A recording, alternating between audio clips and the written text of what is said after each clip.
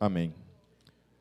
Abram suas Bíblias no livro de Deuteronômio, no capítulo 32, deixem abertas suas Bíblias. Hoje é a última pregação da série em Deuteronômio, e fechando, portanto, todo o Pentateuco, todos os 5 primeiros livros da Bíblia. Quero trazer à memória algumas coisas em relação a tudo que nós vimos, especialmente acerca da vida de Moisés e o povo de Israel, e a relação deles com relação a esse Deus, o qual criam. O título dessa pregação é Moisés, das águas para a glória. Nós estivemos vendo lá em Gênesis 15, 16, que Deus entrega uma profecia para Abraão, falando que a sua descendência seria escrava por 400 anos. Eles sofreriam a escravidão e outras questões que envolveriam. Pelo menos 3 gerações vivenciariam a escravatura, e a 4ª geração seria a geração que retornaria para Canaã, que era a terra aonde Abraão estava. E depois nós vimos a história de Moisés, que ele nasce, portanto, dentro dessa realidade.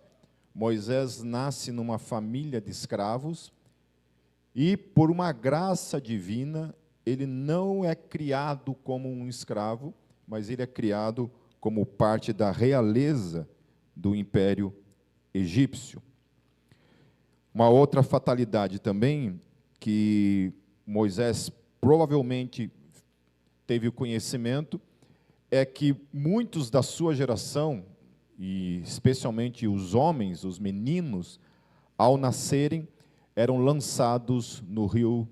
Não sei, a Bíblia não descreve se era realmente o rio Nilo, mas acredito que sim, que tenha sido o rio Nilo. E essas crianças, então, por causa que o número de hebreus crescia absurdamente, eles se tornaram uma ameaça para o Império Egípcio, e esses homens, então, foram lançados, esses meninos, bebês, foram lançados no rio para morrerem, obviamente. Moisés, ele é poupado disso tudo. Deus, em sua soberania, em seu amor, poupa a vida dele, porque tinha um projeto para a vida dele. Poderia ser outro menino, poderia ser qualquer outro menino, mas Deus, em sua graça, em sua soberania, optou por escolher Moisés dentre todos aqueles outros meninos, salvou a vida dele, para que depois, então, pudesse usá-lo. Quando Moisés tinha 40 anos, ele, em defesa de uma outra pessoa da sua própria raça, mata um egípcio, e ele foge, então, do Egito e fica 40 anos longe do Egito. Durante esse processo todo de 40 anos, Moisés casa, tem filhos, e com 80 anos de idade, Deus se revela para ele. Deus o chama, com 80 anos de idade, o chama para encarar uma guerra, para enfrentar o maior império daquela época, que era o Império Egípcio. O exército de Yahvé consistia em 2 homens, Moisés e seu irmão Arão. 2 homens velhos, um homem com 80 anos e o seu irmão mais velho, que era Arão. Vão lá para encarar o maior império de todos os tempos.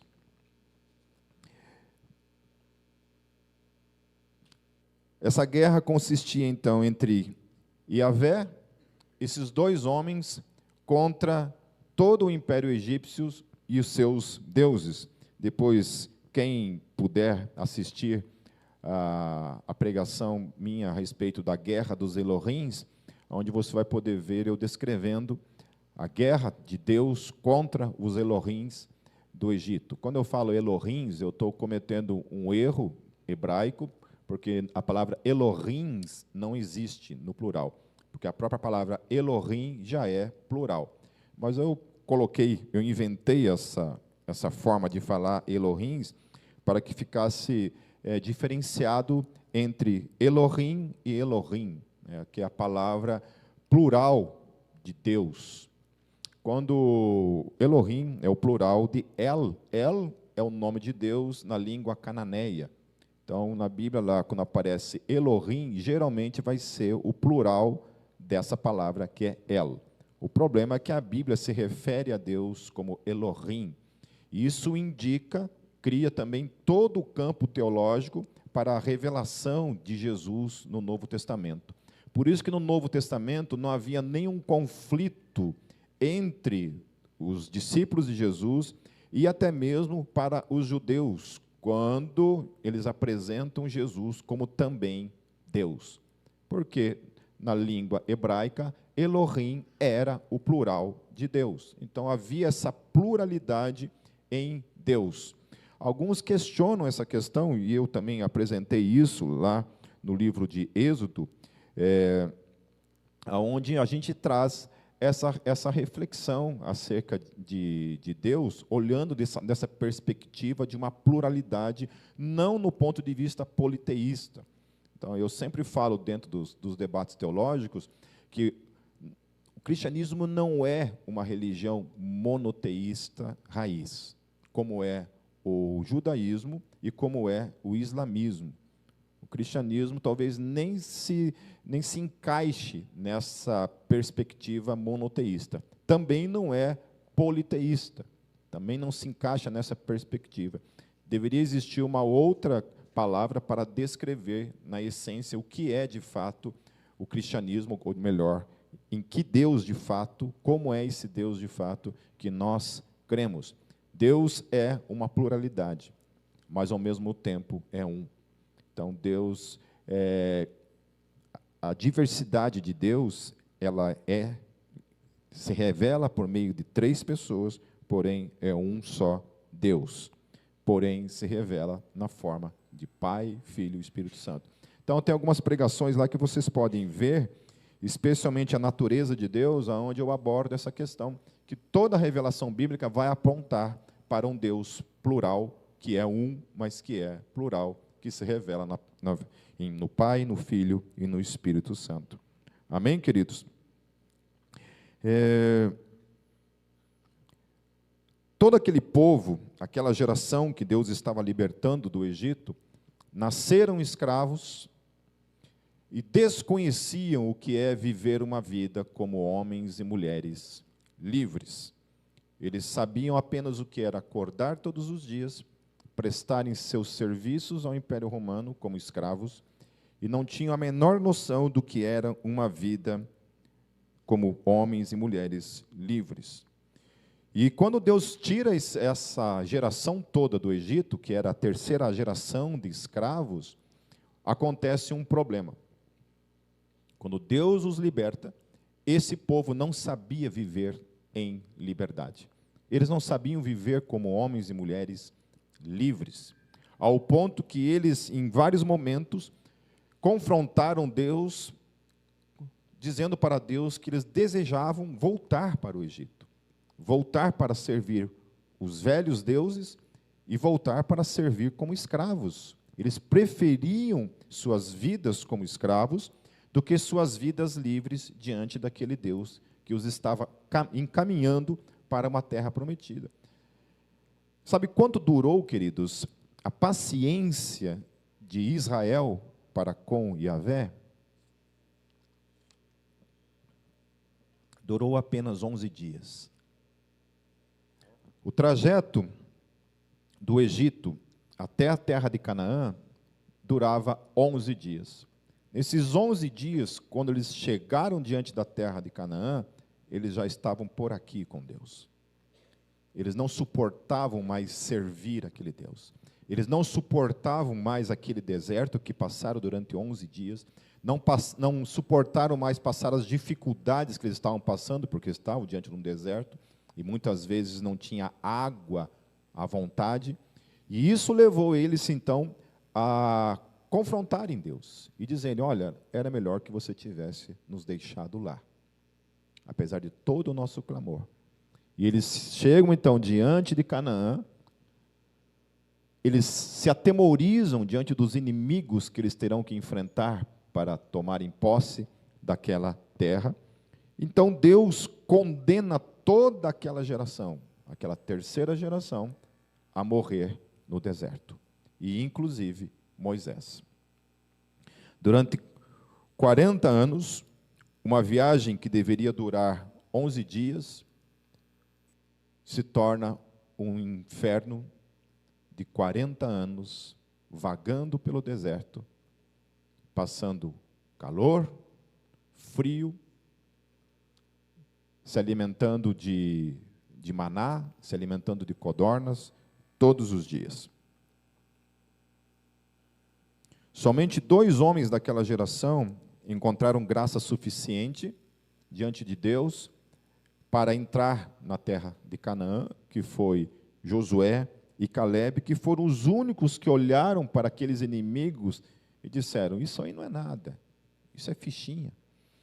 Eu acho engraçado nessas questões da Bíblia, quando a Bíblia revela assim, homens que parecem se destacar, de modo geral, daquilo que está como regra comum ao seu derredor.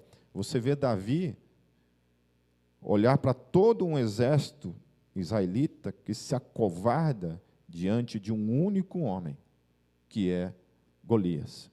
E aquele homem pequeno, a Bíblia fala que ele tinha uma estatura pequena, aquele homem pequeno encara aquele gigante e mata aquele gigante. E agora você tem 2 homens que já eram uma terceira geração, provavelmente Calebe e Josué eram também homens de idade, porque se eles eram da mesma geração de Moisés, provavelmente eles também teriam algo entre 60 e 80 anos. Então eles não eram meninos. Eles eram também pessoas que tinham nascido também na escravatura. Também eram homens que sabiam, conheciam tudo o que eles vivenciaram na geração deles lá no Egito. E aqueles homens estão agora diante dos inimigos e eles estão com sangue nos olhos. Eles estão loucos para entrarem naquele terreno e tomarem de volta a terra que pertencia aos seus antepassados. Eles não estavam roubando aquela terra, queridos. Muita gente acha isso, que eles estavam roubando aquela terra. Aquela terra pertencia a Abraão, era de Abraão. Porém, quando eles ficaram escravos no Egito, aquela terra foi tomada por povos pagãos. E a Bíblia fala que lá, naquele tempo de Abraão, Deus fala para Abraão que a medida da iniquidade daqueles povos não havia chegado ao seu limite. Isso também revela que Deus é um Deus cuja misericórdia tem um limite, mesmo para aqueles que não creem nele. E especialmente para esses. Então Deus olha para aquele povo e finalmente, depois de 400 anos, 500 anos, Deus chega e fala, chegou o limite dessas nações. E eu vou destruir essas nações, eu vou trazer juízo sobre essas nações. Então Deus, por meio de Israel, usa Israel como a sua mão de juízo, e eles entram naquela terra, e Deus, por meio deles, traz juízo sobre aquelas nações. Aquelas nações eram nações que ofereciam seus filhos em sacrifício ao deus Moloque e a outros deuses daquela época. Eram pessoas que também usavam da prostituição como uma forma de culto aos seus deuses.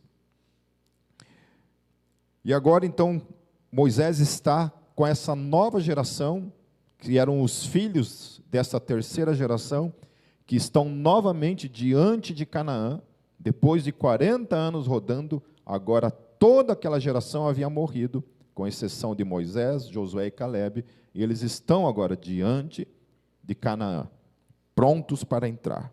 Antes de entrar em Canaã, a gente esteve vendo que Deus traz à memória por meio de Moisés, fala assim: olha, lembrem-se, antes de vocês entrarem em Canaã, lembrem-se da minha lei. E Deus, então, novamente, traz à memória toda a lei, revela toda a lei novamente para aquela geração que talvez não tivesse ouvido tudo que foi revelado lá em Êxodo, lá no Monte Sinai. Toda aquela geração havia morrido, e agora toda essa nova geração estava sendo lembrada novamente acerca da lei. E Deus, então, nós estivemos vendo domingo passado, que Deus traz uma notícia absurda aos olhos de Moisés. Deus fala para Moisés: toda essa geração que vai adentrar em Canaã também irá pecar contra mim. Aí eu fico pensando em Moisés, quando Moisés ouve da parte de Deus aquela notícia. Você pensa, Moisés era um cara que estava lá 40 anos numa boa, casado, com seus filhos, vivendo a sua vida, vivendo para si mesmo. Deus o chama para operar uma obra, libertar o seu povo. Aquele povo que Deus liberta, peca contra Deus. Está aí a primeira frustração ministerial na vida de Moisés. Todo aquele trabalho, aquela revelação do poder de Deus lá no Egito, tinha sido em vão para com aquela geração. E toda aquela geração morre no Egito, trazendo essa frustração para com a vida de Moisés. E agora havia esperança de que pelo menos a nova geração seria diferente.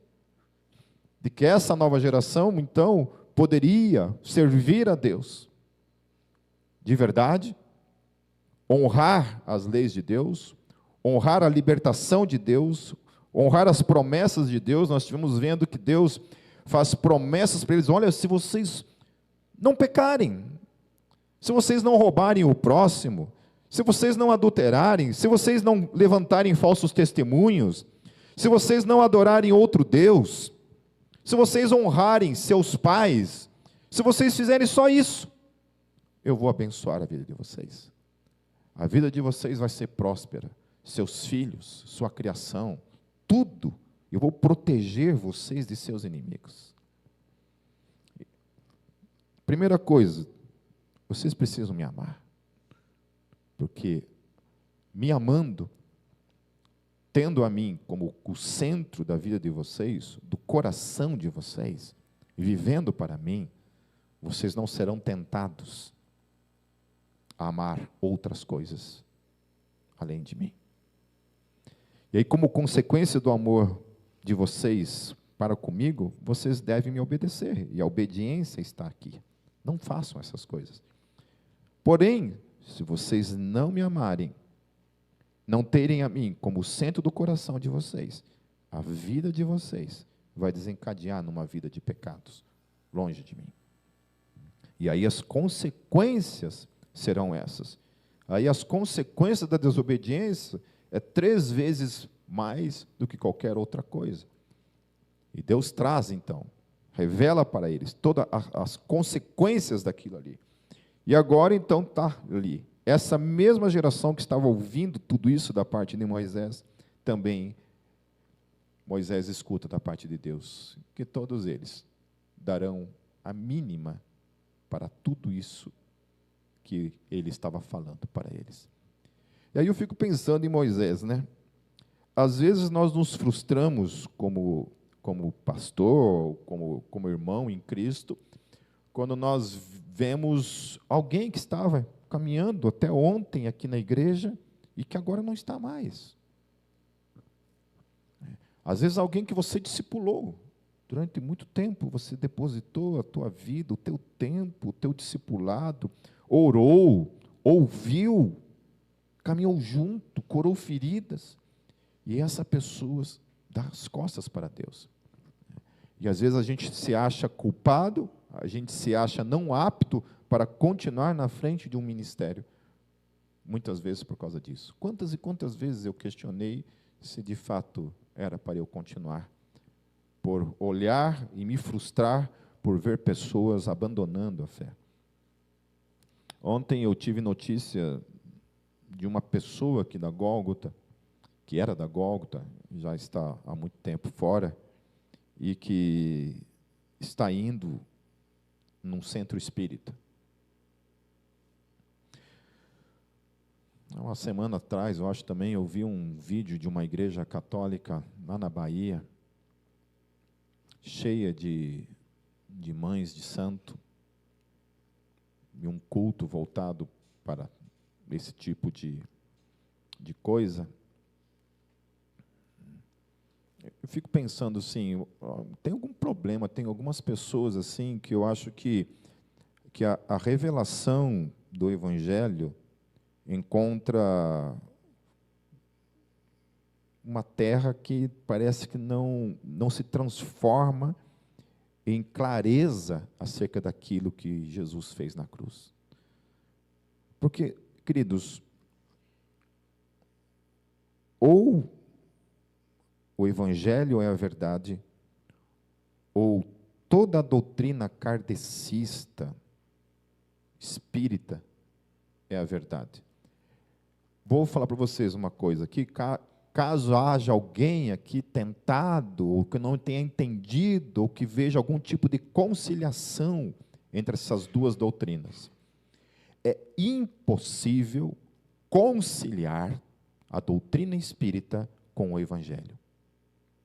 Uma das duas está errada. Ou a reencarnação é um fato, ou a cruz, a graça, a ressurreição é um fato. As duas coisas não podem, porque ou a gente é salvo pela graça, por aquilo que Jesus fez na cruz, por cada um de nós, ou são as boas obras, aquilo que você faz no dia a dia, que vai te evoluir, torná-la uma pessoa mais evoluída, né? Eu fico pensando assim nessa loucura, por exemplo, dentro do hinduísmo, que propaga, por exemplo, que a vaca é um deus. Eu fico, como uma pessoa pode acreditar que um ser ruminante, que não pensa, que não tem reflexão, que não tem como nem evoluir espiritualmente, né?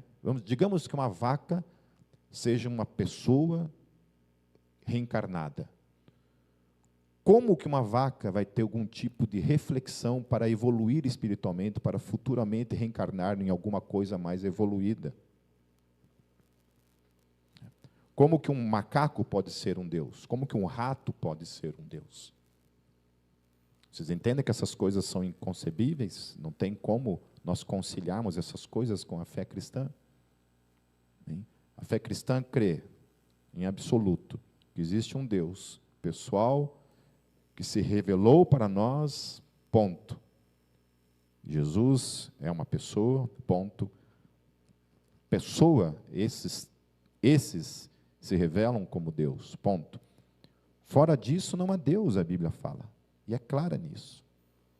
Amém? Então, cuidado, queridos, cuidado com isso. Cuidado com algumas coisas que se apresentam como boas e que muitas vezes eu vejo crente abraçando. Outra coisa, deixa eu aproveitar aqui.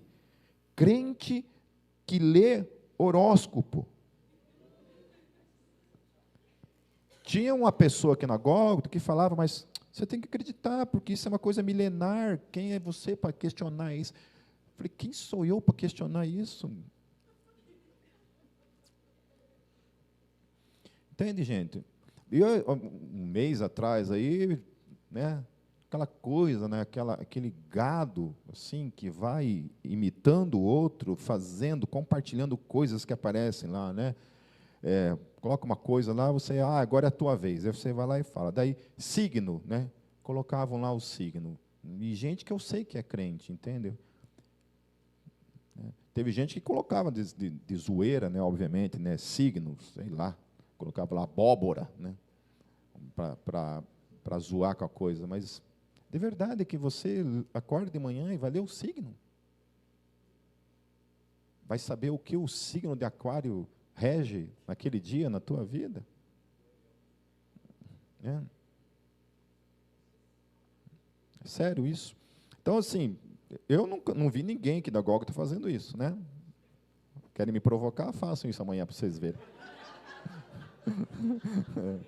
Vocês vão ver o Satanás.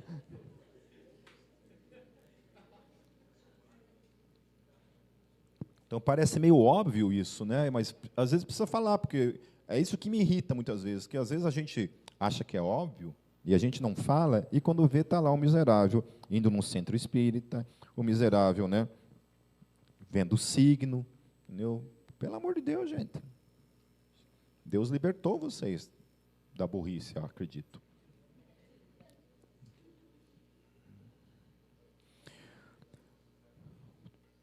Então Moisés está ali enfrentando aquela situação de frustração, aonde além daquela geração que ele havia libertado, agora estava diante de uma outra geração, a qual ele não acompanharia, ele não veria o que ia acontecer, mas que era uma geração que também pecaria contra Deus. Depois nós vamos ver o que isso implica para as nossas vidas. Uma coisa que fica evidente, meus queridos, em toda a Bíblia Sagrada, que fica evidente especialmente no Pentateuco, na história de Deus com a humanidade, é que a humanidade, o ser humano, há algo intrínseco no ser humano, na alma do homem, no coração do homem e da mulher, de todos nós, que nós não amamos a Deus. É evidente nas Escrituras Sagradas que o homem não ama a Deus. Ele é incapaz de amar a Deus. Ele não tem dentro dele o DNA que o capacita a amar a Deus. Fica evidente isso em toda a Escritura Sagrada, que nós não amamos a Deus. Ao ponto que chega no Novo Testamento, a conclusão do Novo Testamento é que nós amamos a Deus por quê? Porque Ele nos amou primeiro. Então, a única forma do homem amar a Deus é como uma consequência desse amor de Deus, mas não porque o homem por si mesmo é capaz de fazê-lo.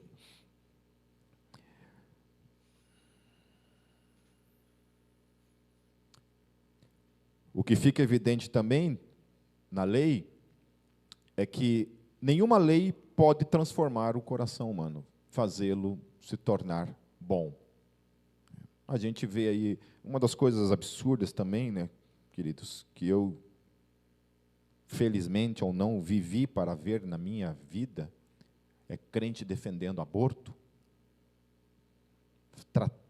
tendo a estupidez de falar de aborto como saúde pública, usa essas palavras nojentas para se referir ao assassinato de crianças de uma forma politicamente correta, falando coisas do inferno, propondo coisas absurdas, falando de inferno. E nenhuma lei pode mudar o coração humano. E essas pessoas falam disso, mas o aborto já existe. Então, portanto, se já existe, então liberemos o aborto. Porque, supostamente, mulheres estão morrendo por fazerem abortos inseguros. Então, a gente tenta aliviar a questão dizendo que, pelo fato de uma pessoa morrer diante de um crime que ela está cometendo, que é o aborto, ou não é um crime? Pelo aborto ser um crime, quando a pessoa tenta fazer o aborto, que é um crime, ela morre, nós queremos agora defender a pessoa do crime, dizendo então que, portanto, ela pode fazer o crime sustentada pelo Estado, pago pelo dinheiro do contribuinte. Ponto.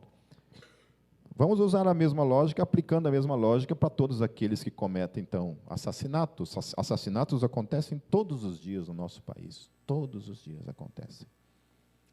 E é um assassinato. Se, portanto, acontecem assassinatos todos os dias, por que eu estou falando assassinatos? Porque, na minha perspectiva, é a mesma porcaria. É a mesma coisa. Um assassinato é cometido todos os dias. Nenhuma lei inibe o assassinato. E o assassinato continua acontecendo. Por isso, então, aboliremos a lei do assassinato, porque o assassinato acontece todos os dias. Então, isso não faz sentido. Isso não faz sentido. Ao invés de defender o aborto, criam casas de ajuda, de apoio a mães solteiras. Ajudem a facilitar os processos de adoção no Brasil, que são milhares de pessoas querendo adotar e por questões burocráticas não conseguem. Às vezes um casal homossexual tem um acesso mais rápido à adoção do que um casal hétero. Então, todos esses processos aí não acontecem. Mas nós queremos, então. E para mim, assim, quando é alguém que não é cristão, ok. A cosmovisão dessa pessoa não se aplica à minha. A visão que essa pessoa tem da existência é que o homem é somente um amontoado de células. Que o ser humano, ele é desprovido de alma, de espírito, de consciência absoluta. O ser humano é um ser humano relativo. Então, tanto faz um ser humano no ventre e uma barata, é tudo uma coisa só. Não existe propósito absoluto na vida dessas pessoas. Então, essas pessoas eu entendo, porque a sua política, a sua ética, a sua cosmovisão se ajusta àquilo que de fato ela acredita ser o sentido das coisas. Agora, um cristão que crê num Deus criador, que crê que todo ser humano foi concebido por esse sopro divino, defender essas coisas, queridos. Então, a gente viveu para ver essas coisas. É só eu que me revolto com isso, ou vocês também?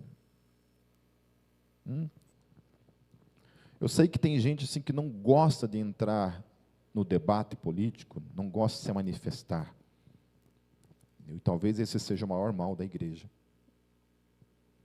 A gente não quer briga. Você não precisa responder quem vem comentar o seu post lá. Bloqueie. Mande cagar. Mas se posicionar é necessário. Nós precisamos nos posicionar e dizer não, porque, queridos, alguém vai falar. Alguém vai falar e vai manifestar. E se a igreja se cala, isso virá e depois não adianta reclamar. Então, nós amamos quem não nos ama, e gostamos daquilo que nos escraviza. Aquele povo amava quem não amava eles e gostava daquilo que escravizava ele. É muito parecido com a gente, muito parecido com nós. Uma das coisas que talvez Moisés tenha questionado naquele momento é: de onde vem isso? Por qual razão Deus amava aquele povo? Lá em Deuteronômio, no capítulo 7, nos versos 7 e 8, abreviado, o texto diz assim: o Senhor não se afeiçoou de vós e vos escolheu por serdes mais numerosos do que todos os outros povos, mas porque vos amava. Então, essa que é a grande ironia dessa história toda, né? Porque nós vemos assim um povo que não amava Deus, um povo que dava as costas para Deus, um povo que afrontava Deus, e esse Deus continua amando aquele povo. E a gente olha para isso, a gente não entende, mas por que, Deus, você continua amando o ser humano? E eu olho para tudo isso, a única coisa que eu falo é: obrigado, porque você continua me amando, apesar de mim mesmo. Porque essa é a evidência bíblica, que se Deus não nos amar, a gente se ferrou. A gente se lascou. Se Ele não insistir em nós, a gente está lascado. Teve uma época em que eu fiquei desviado, né? Hoje é desigrejado, né? Desigrejado é uma forma de você falar que você está desviado, mas você continua soando espiritualmente evoluído. Entendeu?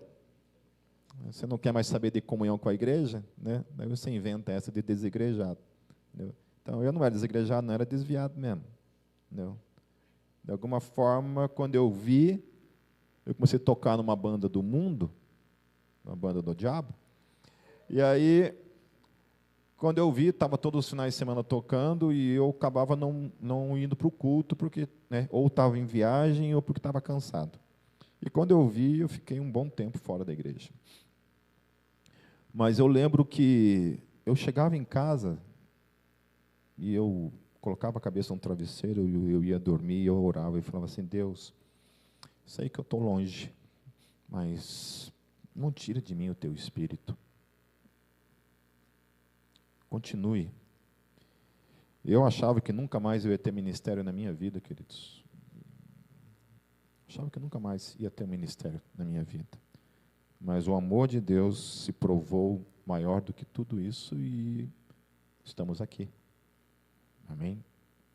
Estamos aqui. Então, graças a Deus por esse Deus que continua nos amando apesar de nós.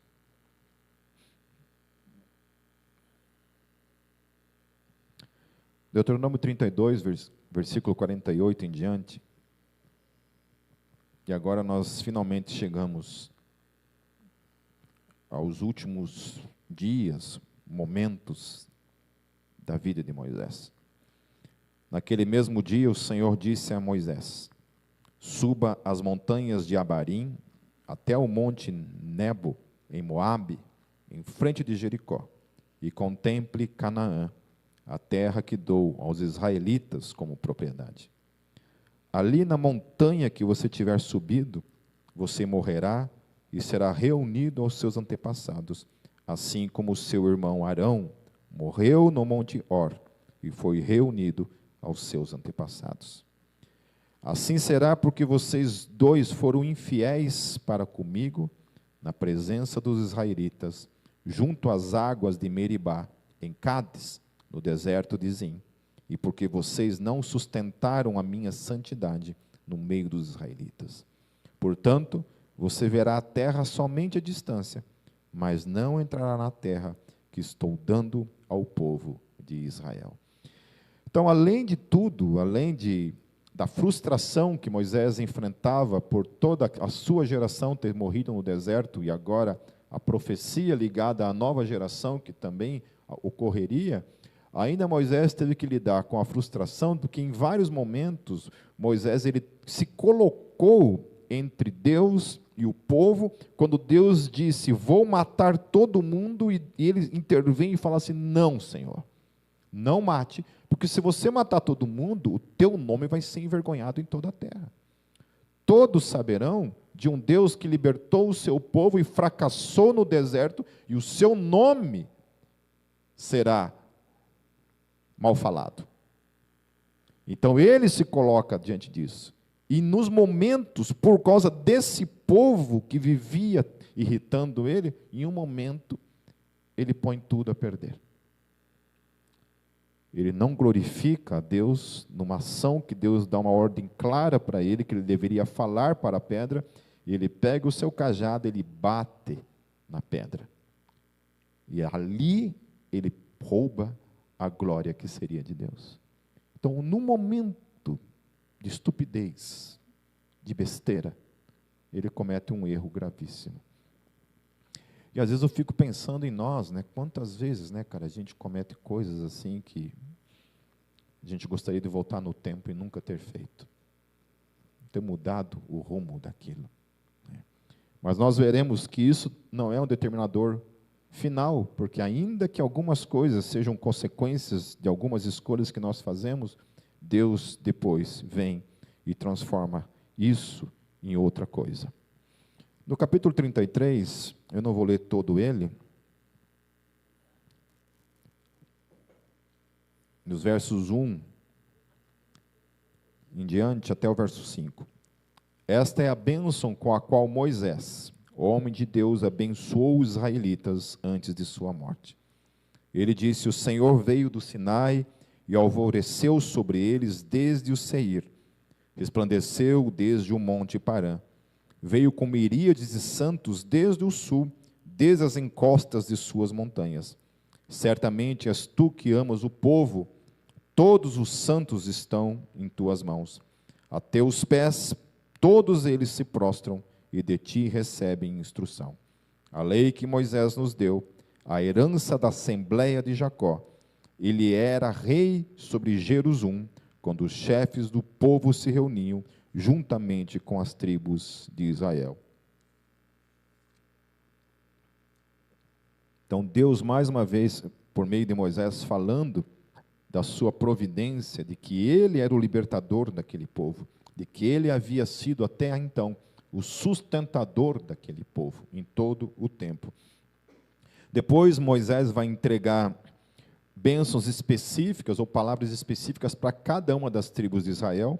Então pulemos agora lá para o capítulo 34, que é o último capítulo, queridos, para a gente encerrar então o livro de Deuteronômio. A partir do verso 1. Então, das campinas de Moabe, Moisés subiu ao monte Nebo, ao topo do Pisga, em frente de Jericó. Ali o Senhor lhe mostrou a terra toda, de Gileade e Adã, toda a região de Naftali, o território de Efraim e Manassés, toda a terra de Judá até o mar ocidental, o Neguebe e toda a região que vai do vale de Jericó, a cidade das palmeiras até Zoar. E o Senhor lhe disse: esta é a terra que prometi, sob juramento a Abraão, a Isaque e a Jacó, quando lhes disse: eu a darei a seus descendentes. Permiti que você a visse com os seus próprios olhos, mas você não atravessará o rio, não entrará naquela terra. Moisés, o servo do Senhor, morreu ali em Moabe, como o Senhor dissera. Ele o sepultou em Moabe, no vale que fica diante de Bet-peor, mas até hoje ninguém sabe aonde está o seu túmulo. Moisés tinha 120 anos de idade quando morreu. Todavia, nem os seus olhos, nem o seu vigor se enfraqueceram. Fazendo um parêntese nessa questão de Moisés morreu, é muito importante a gente ter em mente essa revelação que a Bíblia está trazendo aqui, que Moisés morreu, foi sepultado e ninguém sabe aonde fica o seu túmulo. Ponto. Amém? Essa é a revelação que a Bíblia traz acerca da morte de Moisés.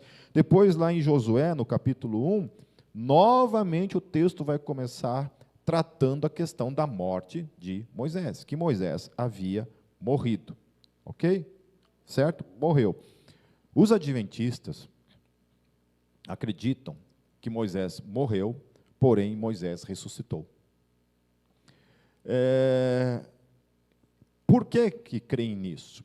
Porque quando Moisés aparece para Jesus lá no Monte da Transfiguração, dentro da doutrina adventista, a única possibilidade disso ter acontecido é se ele de fato havia ressuscitado. Ao invés dele aparecer em espírito, a ideia adventista é que Moisés ressuscitou. Só tem um problema. Não existe em nenhum lugar das Escrituras essa revelação de que Moisés tenha ressuscitado. Em nenhum lugar das Escrituras Sagradas existe a revelação de que Moisés ressuscitou. De onde que tiram isso? Então, tiram essa ideia dos ensinos de Ellen White.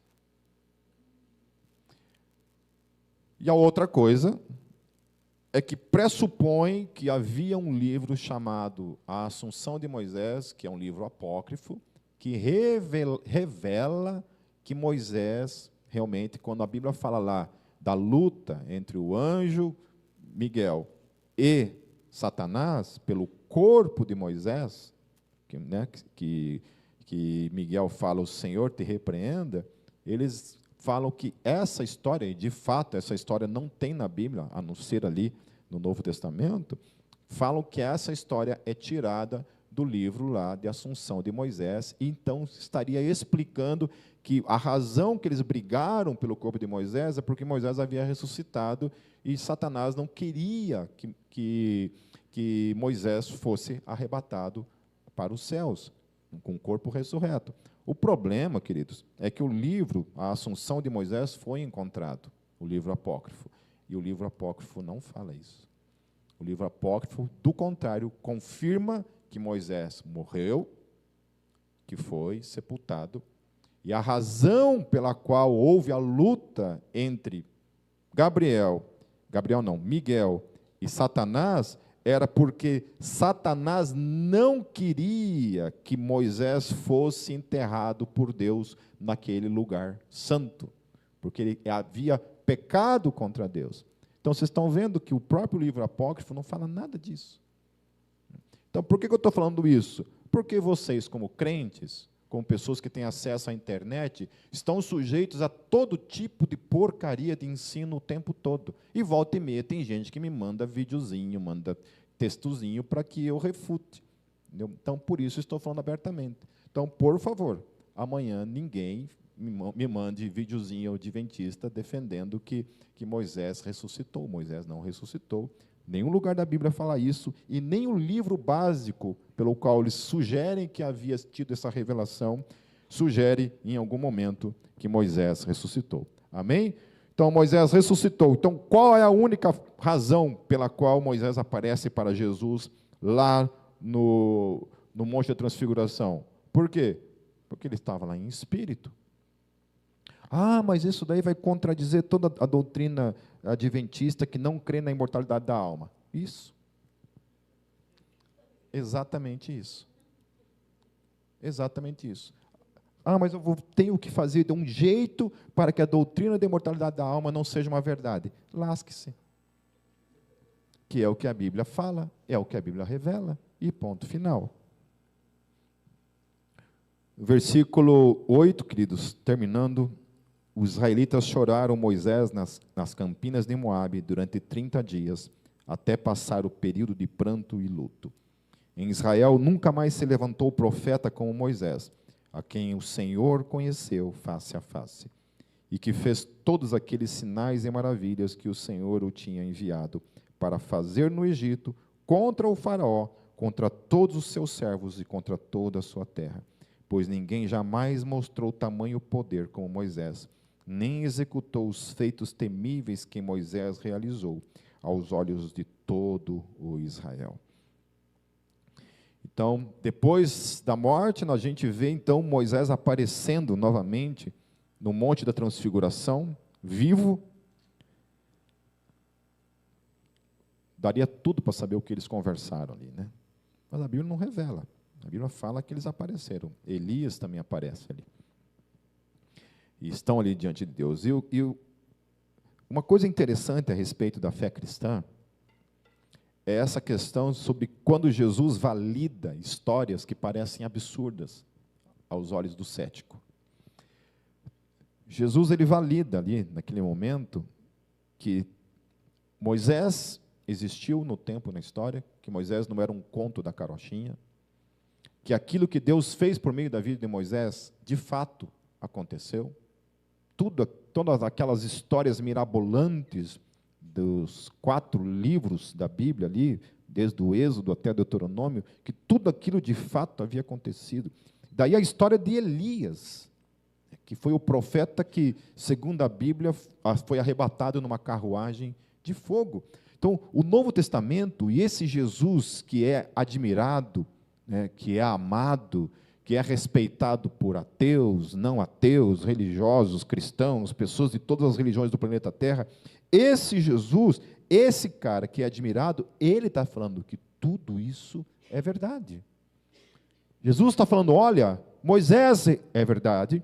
Jesus está falando que Elias, de fato, foi arrebatado. Aquele profeta, tudo que se diz desse profeta, de fato aconteceu. Então, o Novo Testamento, meus queridos, a Bíblia Sagrada, não permite, em algum momento, que eu tenha qualquer admiração por Jesus, sem tê-lo na sua complexidade, na sua totalidade.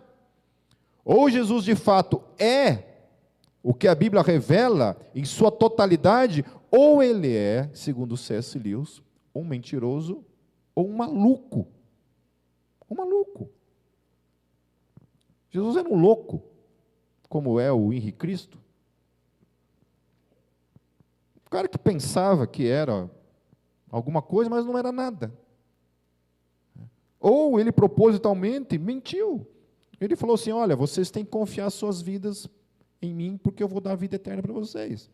Olha, vocês têm que dar a vida de vocês por mim, vocês têm que renunciar à vida de vocês por mim. Entende? Então, que cara legal que é esse, que promete uma coisa que ele não vai cumprir? Como que esse cara pode ser legal aos olhos de todo mundo, ao mesmo tempo ser um mentiroso? Como ele pode ser um cara legal, sábio, inteligente, e ao mesmo tempo ser maluco, beleza? Não tem como. Então, ou Jesus é, de fato, aquilo que a Bíblia fala que ele é na sua totalidade, ou ele não é. Hoje um amigo me mandou um vídeo de uma menina no Instagram, falando que foi encontrado lá no Japão, um documento falando que Jesus fugiu lá de Jerusalém, conseguiu, né, tipo aquele filme, o Brian, como é que é mesmo? O Mundo de Brian? É isso, né? A Vida de Brian. Quem conhece Monty Python aí? Só os velhos que conhecem Monty Python, né? Monty Python foi que tem uma história lá que quando Jesus está indo para carregar a cruz, assim, lembra que tem um cara na Bíblia que fala que pega a cruz, né? Então esse cara Jesus está carregando, quando o cara pega a cruz, Jesus sai correndo e deixa o cara morrer no lugar dele, né? No Monty Python foi assim. Então, o que esses caras sugerem é mais ou menos uma coisa parecida, que Jesus fugiu e foi para o Japão, e ficou lá até a sua velhice, casou, teve filhos. Então, esse livro foi encontrado lá, um documento, entendeu? E a menina fala assim, olha, todas as evidências. Eu falei, peraí. Então, esse único documento lá, encontrado lá no Japão, lá, foi encontrado, falando de Jesus, é verdadeiro, e todos os 27 livros do Novo Testamento estão mentindo. Toda aquela geração de crentes que vão lá morrer lá nas arenas, falaram que viram ele ressurreto, 500 testemunhas o apóstolo Paulo fala. O próprio Paulo, que não tinha nada a ver com a história, que era um perseguidor, que queria matar todo mundo, se torna um seu seguidor, dá sua vida por ele. Tudo isso é mentira e aquele documento é a verdade. Em outras palavras, eu chamei ele de burro por tabela, né? Eu comecei a descrever para ele, querido, primeira coisa, aí entra essa coisa de Constantino, a maldita história de Constantino, onde todo mundo acha que a Bíblia foi inventada a partir de Constantino, que antes não existia a Bíblia Sagrada. Todos os nossos 27 livros que compõem o Novo Testamento, todos eles foram escritos no primeiro século. Ponto. Livros apócrifos, que ninguém nunca leu, não sabe nem do que se trata, e fica falando que livro apócrifo é um problema para a fé cristã. Não é um problema para a fé cristã. Eu já li quase todos os livros apócrifos, queridos. Os livros apócrifos têm um único problema. Nenhum deles foi escrito por nenhum apóstolo. Todos eles foram escritos a partir do segundo século. Todos os apóstolos já haviam morrido. Nenhum deles foi escrito por nenhum apóstolo. Ok? E aí outra coisa, para quem já leu um livro apócrifo, quando você vai ler, por exemplo, o livro, a história, o Evangelho de Tomé, se eu não me engano, o Evangelho de Tomé é um evangelho bem interessante, porque ele conta a história da infância de Jesus. Eu acho que é o Evangelho de Tomé que conta a história de Jesus. E aí, assim, a forma como eles vão descrever Jesus é uma forma muito exagerada. Então, Jesus está lá no deserto com Maria, bebê, está muito sol, o bebê Jesus ordena que uma palmeira se incline e faça sombra para Maria. Jesus está lá, brincando, criança, ele faz uns passarinhos de barro, assopra no passarinho, e os passarinhos ficam vivos e saem voando. Jesus, não lembro qual dos evangelhos que é, ele mata uns 17, mais ou menos, enquanto criança. Toda criança que não queria brincar com ele, ele olhava, matava a criança. Daqui a pouco, o professor dele lá, foi lá, bateu com uma régua na cabeça dele, o cara caiu duro, Jesus matou ele. Entendeu? Jesus matava todo mundo quando ele era criança. Ele não ia com a cara, ele matava os caras. Daí, no final do evangelho, ele ressuscita todo mundo. Ele ressuscita todo mundo. Então, tipo assim, isso poderia entrar na Bíblia? Poderia. Alguma coisa ali está destruindo a fé cristã? Não. Por que não entrou? Porque fica evidente que isso daí é uma história para boi dormir. Fica evidente. Mas por quê? É um problema para a fé? Não. Porque não tem gente que tem que ser muito burro para achar que isso foi a verdade. Então, a fé cristã, ela tem um limite da racionalidade, daquilo que é aceitável. Entendeu? Não para tolices. A Bíblia Sagrada não é uma coisa para tolices. É uma coisa para ser verificável de maneira clara. Então, assim, também outra coisa é a evidência de que os apóstolos escreveram aqueles evangelhos porque eles foram testemunhas oculares. Eles viram Jesus, eles ouviram Jesus e eles passaram, então, a partir disso. Entendeu? A segunda geração que aconteceu lá, desses caras que escreveram os apócrifos, esses caras não viram Jesus. Esses caras não sabem do que se tratava. Entendeu? Então, eles começam a criar histórias acerca de Jesus que eram mirabolantes, histórias, sabe, que não convém, não cabe. E a igreja foi, desde o segundo século, havia uma lista de livros as quais eram reconhecidas como livros inspirados, ponto. E Constantino inventou. Em Constantino não tem nada a ver, queridos. O concílio que aconteceu lá no quarto século nem discutiu a questão da Bíblia, e isso é um mito sendo falado aí o tempo todo. Que lá no quarto século, a igreja se reuniu, decidiu, então, que esses 27 livros são os verdadeiros, os apócrifos, que eram a ameaça para a fé cristã, esses foram queimados, lançados no fogo, porque eram do Satanás. Não, isso é mito, isso não é verdade. Os 27 livros do Novo Testamento já eram reconhecidos no primeiro século, no segundo século. Porque Constantino mudou a Bíblia. Mudou o caramba. Nós temos cópias lá do primeiro, segundo século, quando comparadas com a nossa Bíblia aqui, ó. Eu não tenho Bíblia aqui, não, faz o celular então mesmo. Comparadas com a Bíblia que está aqui dentro do celular, é a mesma coisa. Não houve mudanças. Se tem uma coisa que é verdadeira, que é essa Bíblia que você tem nas mãos, ela é 100% confiável no seu conteúdo, na sua veracidade. Posso não acreditar em Jesus, acreditar em Deus, acreditar nessas histórias, mas dizer que ela foi mudada é uma mentira, é um mito, não é verdade. Amém? Certo? Eu vou pegar um domingo, eu vou dar uma aula de apologética aqui para vocês, igreja, mostrar para vocês todas as evidências históricas, arqueológicas, que comprovam que a Bíblia Sagrada é a verdade. E que é o livro mais confiável em toda a história da humanidade. Só um parênteses aí, eu já comecei a falar, vou falar, vocês que se lascam, aguenta aí. Nós temos 24.600 cópias do Novo Testamento. A distância entre esses escritos e as cópias é de mais ou menos algo entre, no máximo, 100 anos. É a distância das cópias, porque os originais, né, quando fazia uma cópia do original, aquela cópia, como ficava muito velha, né, naquela época não tinha nuvem, né, não tinha drive para você salvar as coisas, né, então era isso, era uma cópia, aquela cópia antiga era jogada fora e ficava nova. Por causa disso, nós não temos mais as cópias originais e muitas se perderam, né, por causa da questão da idade e tudo mais. 24.600 cópias. O único livro na história da humanidade que se aproxima disso é a Ilíade de Homero.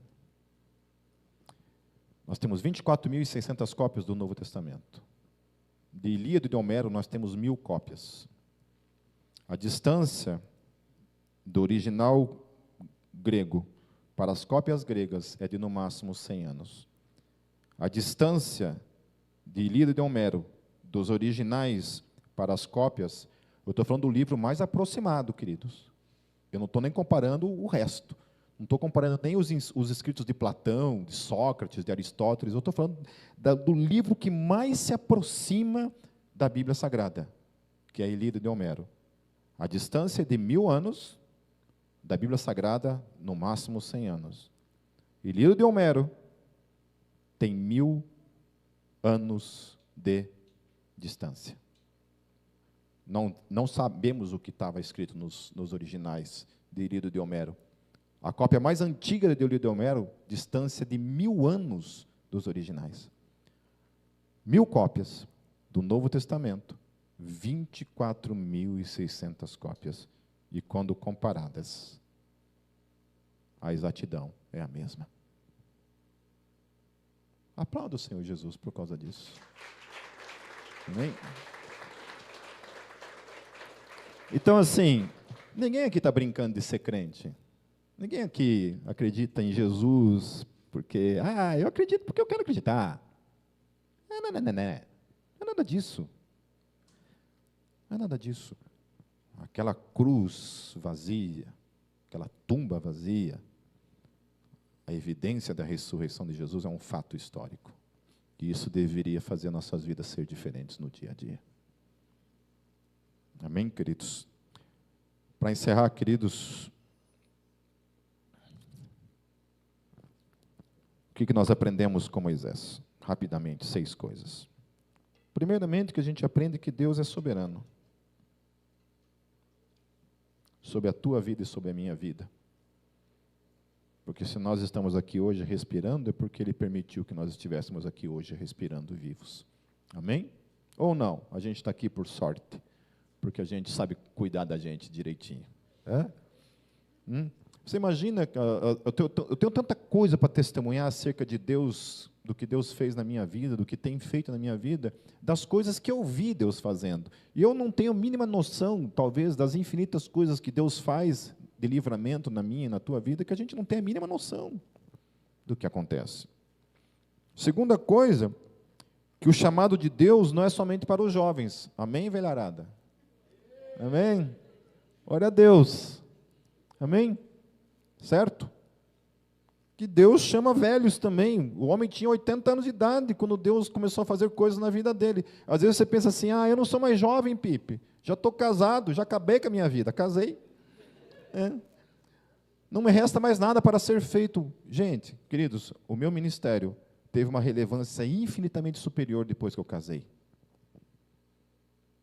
É infinitamente superior. Até discordo de Paulo nesse aspecto, porque Paulo fala, não, fique solteiro, porque você vai servir melhor solteiro. Olha, para essa geração, acho que a melhor coisa é casar, porque pensa em crente para fazer porcaria, é crente solteiro. Então, case, mas não dê a desculpa da sua idade, de ser casado, por falta de tempo, não tem isso.